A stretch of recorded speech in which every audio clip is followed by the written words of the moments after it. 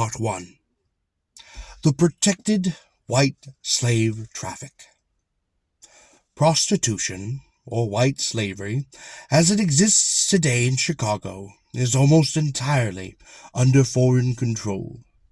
Of the 2,700 houses of ill fame in Chicago, a very large percentage are owned and controlled by foreigners from southeastern Europe. While almost without exception all levee and white slave resorts in the segregated districts are under the direct ownership of the moral and civic degenerates of the French, Italian, Syrian, Russian, Jewish, or Chinese races. Once in a great while you may find a German or Swedish whoremaster, but very seldom. An American or an Englishman conducting such a business is almost entirely unknown. American men raise the girlhood, make the laws, and elect the officials whereby this bloody business may be carried on and exploited by a foaming pack of foreign hellhounds, who, after their work of death is accomplished and their coffers filled, go home to their South Europe or Turkish haunts with their blood and soul money, to live their lives of filth and idleness upon their own lands. I appeal, in the name of Jehovah, to the Church, to the women's clubs, and to the labor federations, and all the honorable Jews and others of foreign birth who have come to America to look for a home and a decent, honorable living, to aid in every possible way the great work now going on to eradicate segregated, protected white slavery from our land.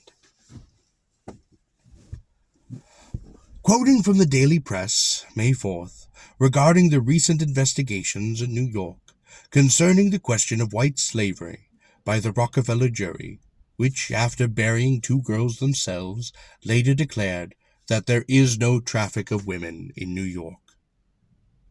Harry Levinson, the acknowledged trader of women, who is in the Tombs under $25,000 bail, made a startling confession to the district attorney tonight, giving the names of men and women whose sole occupation is dealing in the unfortunates.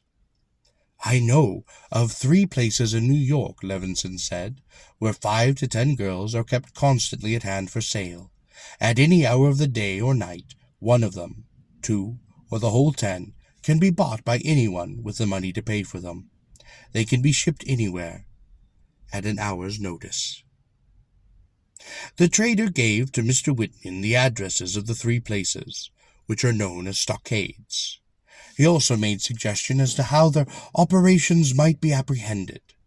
More than that, Levinson told how the financial arrangements of the sales are made and how recruits are obtained. "Agents are continually at work obtaining young girls," the prisoner said. "The slave sellers do not want hardened women," he explained. "They want the pretty, immature girls.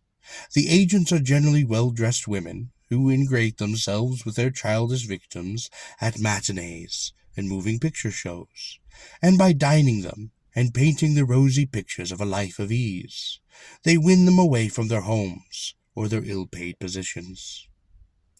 When there is a call for girls," Levinson continued, "the buyer hands over the money paid for them to the keeper. Then an agent, these are usually men, take the girls to wherever the order comes from. These agents then collect 10% of these girls' weekly earnings." Quoting from the National Prohibitionist of May the 12th, "The slave trade and the voter. The Christian voter who reads, and reads with blood boiling, as the blood of every honest man must, this shameful story of the exposure of the traffic in girls, especially in New York, must not allow his imagination to run away with his reasoning facilities. Awful as the story is, we invite attention, not to its horror, the horror of herds of little girls sold at a per-head price below the very value of pigs, but to the practical question of responsibility and cure. Why does this infamy exist in our cities? How can it exist? And who is responsible? The answers all come to one point: the governments that rule our cities. The black and white wretches who are the immediate agents of vice are hardly worth considering. They are mere incidents. Particularly, it is a waste of time to even try and prosecute them. The trail of the real criminal leads into the police headquarters. It leads up the steps to the city hall. It goes across the threshold of the mayor's private office. It enters the homes of the Christian citizens and lies broad through the doors of the very church. For this infamy of the sale of innocent girls for vice, and the whole wider, deeper, fouler vice system, is a part of governmental policy, not in New York and Chicago alone, but all over the country, under Republican and Democratic administration alike. The very district attorney's office that exposes these particular instances of crime is one of the strong pillars of the system, of which the crime is only an outcropping. Even now, there is not a voice lifted in official Chicago and New York in favor of doing the one thing that alone can stop the sale of girls, the one thing that the law clearly prescribes in the matter: wiping out the vice preserves, stopping the whole system of trade in vice. This fact needs to be burned deeply into the hearts of all American voters. If you want things to go on, if you want little girls still to be bought and sold like pigs, if you want the pure young lives to be overwhelmed in fathomless shame, all you need to do is to help keep up the system, is to keep on voting for the same men who protect these criminals. Quoted from McClure's July magazine concerning the recent investigation of the white slave trade in New York City by special appointed jury. In order to establish the existence of the white slave traffic, Assistant District Attorney James B. Reynolds arranged to make actual purchases of girls in the Tenderloin and other sections of the underworld from these reputed to be large dealers. Skilled investigators who were not known in New York were engaged and put to work in the heart of the Tenderloin. They were represented as purchasers of girls. Friendly and confidential relations were established with some of the most influential white slave dealers. By these means, valuable first-hand information was obtained regarding the white slave trade.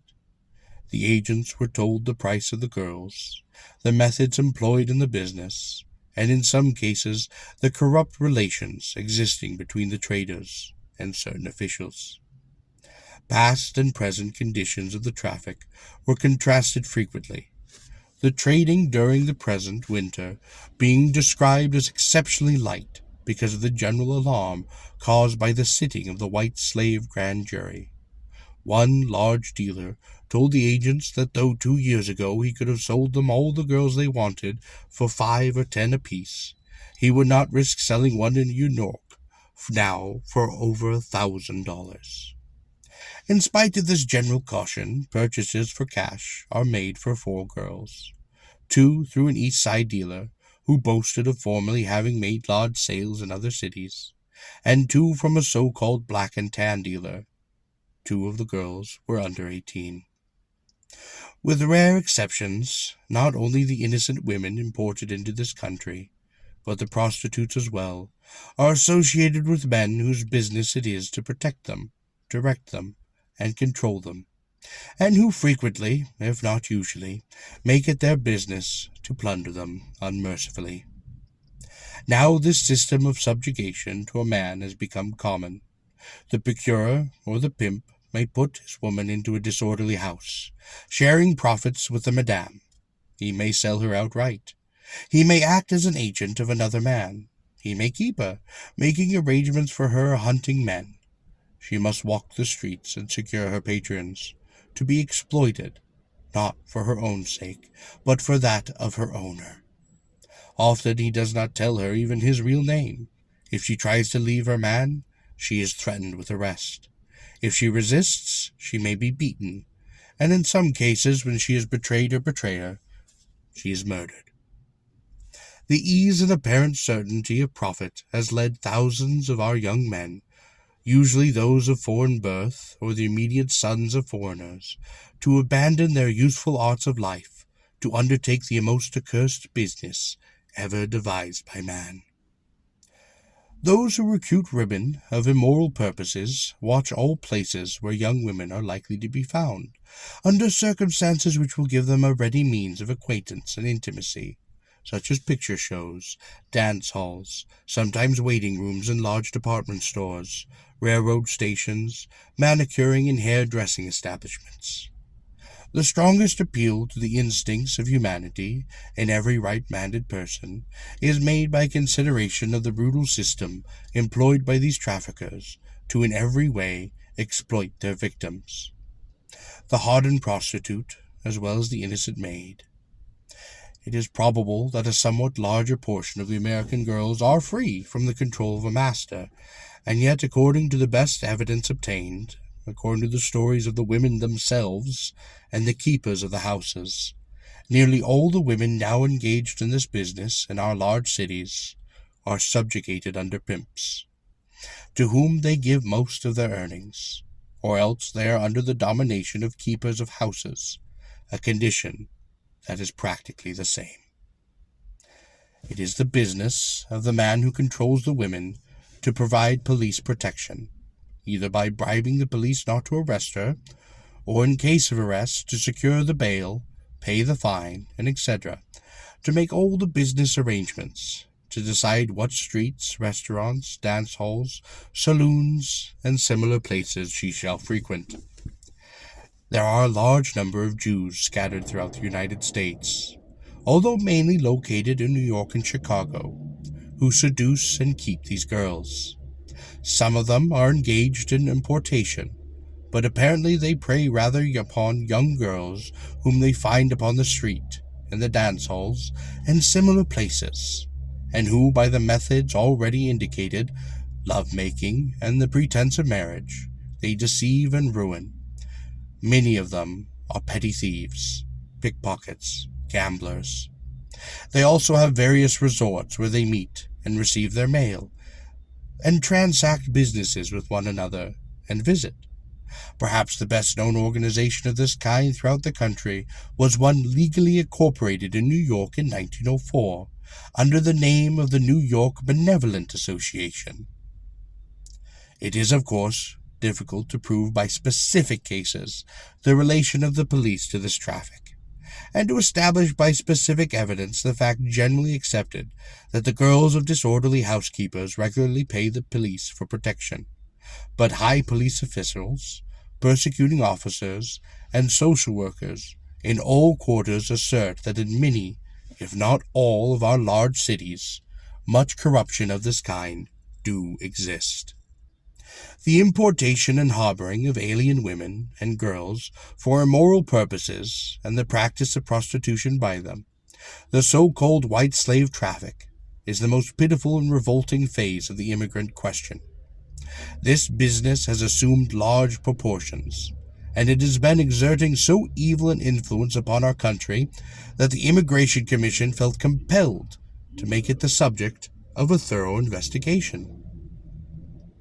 The investigation was begun on November 1907, under the active supervision of a special committee of the Immigration Commission, and the work was conducted by a special agent in charge, with various numerous assistants.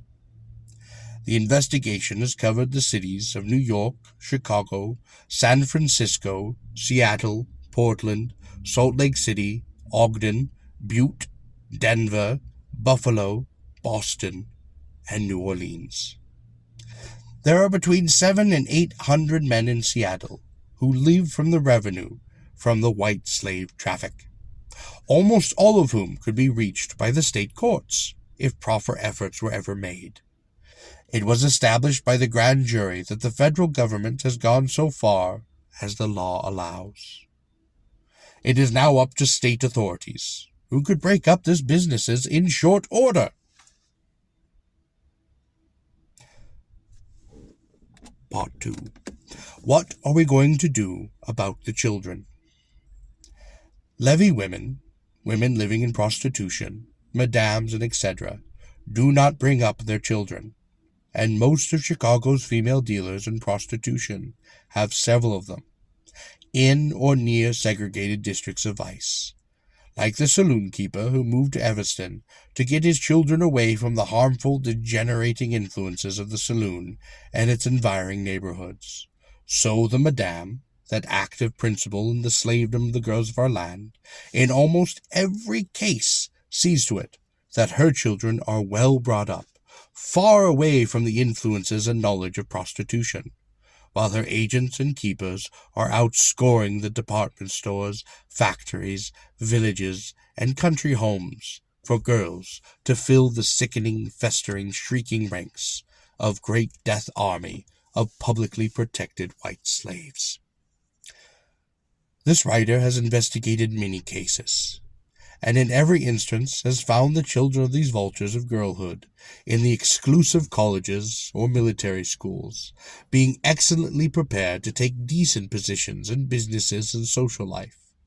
Case after case has recently come to light of women supporting their children on the fashionable avenues, in Harvard and military colleges, while they themselves, with hearts of hell, wring the dollar that paid for these luxuries from the bleeding broken bodies of a gang of levee white women.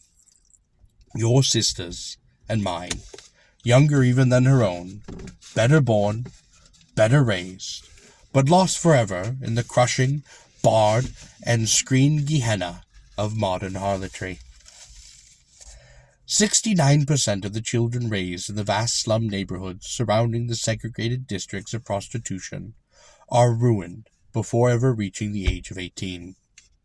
This dreadful, appalling feature has been recently brought to light through a close investigation by this writer and her co-workers, together with the sickening fact that little girls scarcely more than babes are being constantly sought, secured, and sacrificed to satisfy the cravings of abnormal, degenerate vice and debauchery abounding in every one of our large cities. These little children, painted and showily dressed, are fast making their appearance in such cities as New York and Chicago, and they are the forerunners of the Oriental child debauchery. These little girls are seldom seen upon the streets, but they may be recognized when seen by their deformed bowed legs, their bent backs, and their shriveled little old faces. Such faces as we find in cripples, aged by pain. Our hearts have been almost stilled as we have listened to the terrible stories of the hundreds of little girls in that ghastly fresh market of India and China, who by the knife and the insertion into their tender bodies of wedges of expanding wood are thus made ready, through months of torture, for the use of some inhuman Hindu or Chinese monster who for the sum of a few dollars purchases the use of their shrieking, quivering bodies, to leave them, after a day or two of unparalleled debauchery, dead, or if still living, then with broken back or limbs, a human sacrifice indeed. We have read and known all this, and wish that we could die that these children might be saved. But listen, do you really realize that with the influx into our midst, into our larger cities of the vast, most degenerate men and women on earth, thousands upon thousands of the most hellish brutes of Asia, China, men who reckon girlhood lower than the female dog, has come this very thing, this reeking, diabolical crime against the innocence of girlhood. Two especially revolting cases have come under the direct notice of the writer, yet without sufficient legal proof to face in court the organized, thoroughly financed hand of men and women exploiting these dreadful conditions. One, a girl, Louise, on Custom House Place. The other, Rosie, from the 22nd Street environments. The last named, cut, torn, and bleeding, made a statement to the writer that cannot be put in print. Yet she was by her owners accused of masturbation. Both of these girls were under the years of 10. The exploitation of women in Chicago and the vast businesses of white slavery and segregated vice is carried on very openly and above board. Street walkers carry on the nefarious business of securing trade for their house almost entirely unmolested. Women stand in the doors of the West Side House of Ill Fame and solicit those who pass.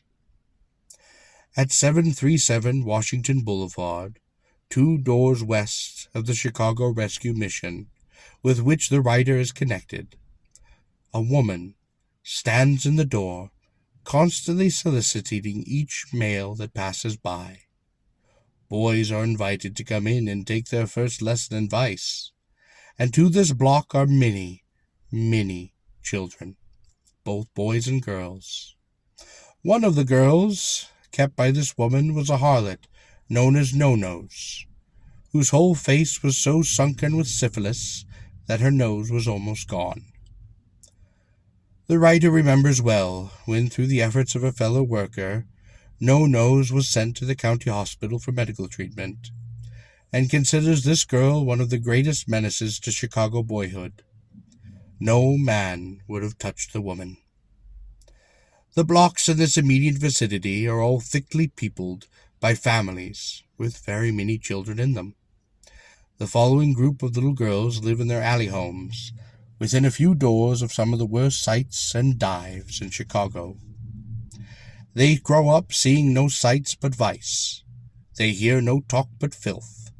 And at the age of 10 they are perfectly familiar with all the ins and outs of harlotry, know many prostitutes, and many pimps.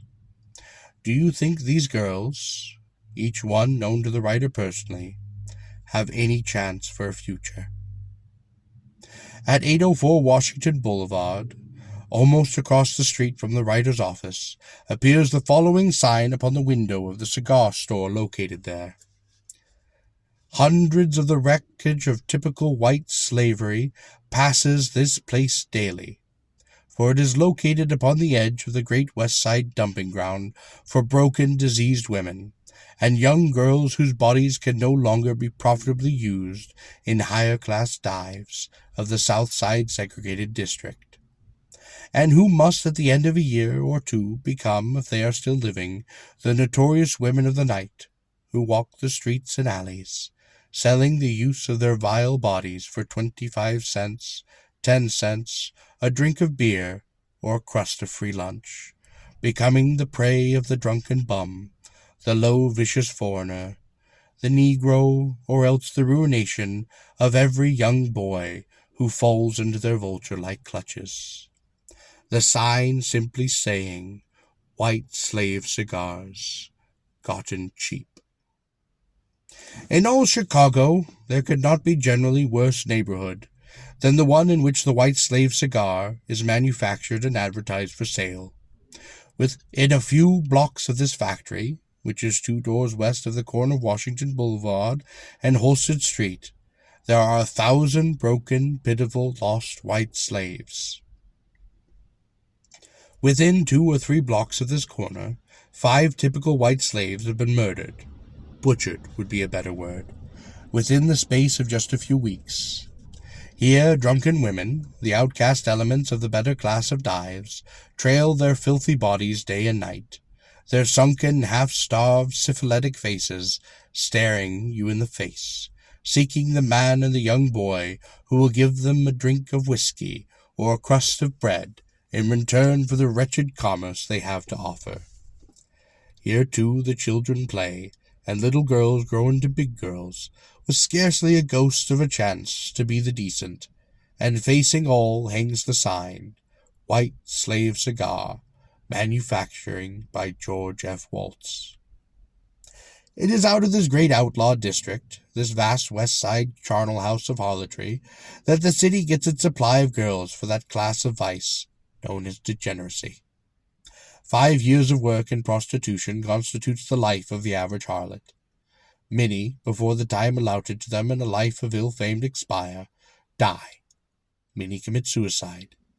Yet some struggle to live on, their diseased bodies constituting the class of girls known as streetwalkers and degenerates. These women, who are really only young girls, hang around the back rooms and cellars of the barrel house, consorting with the drunken, the crippled, and the diseased men who congregate in such places, of whom this vast army of lost girlhood has supplied the material for the immemorial oriental shows abounding in the segregated districts, where with dogs and burros the bodies of ruined diseased girls are finally used up and destroyed, or in the bestial dives in which are practiced that horrible crime known as the French method. 69% of the little girls who must, through necessity environment, grow up in these neighborhoods immediately surrounding the segregated vice districts of such cities as Chicago, New York, and Seattle, are ruined before they reach the age of 18 years. Think of it. These children know little else than drink and prostitution. They hear little else. They see little else. To them, harlotry is all in its blasting, withering phases, a familiar story, before they've even reached the age of 10 years.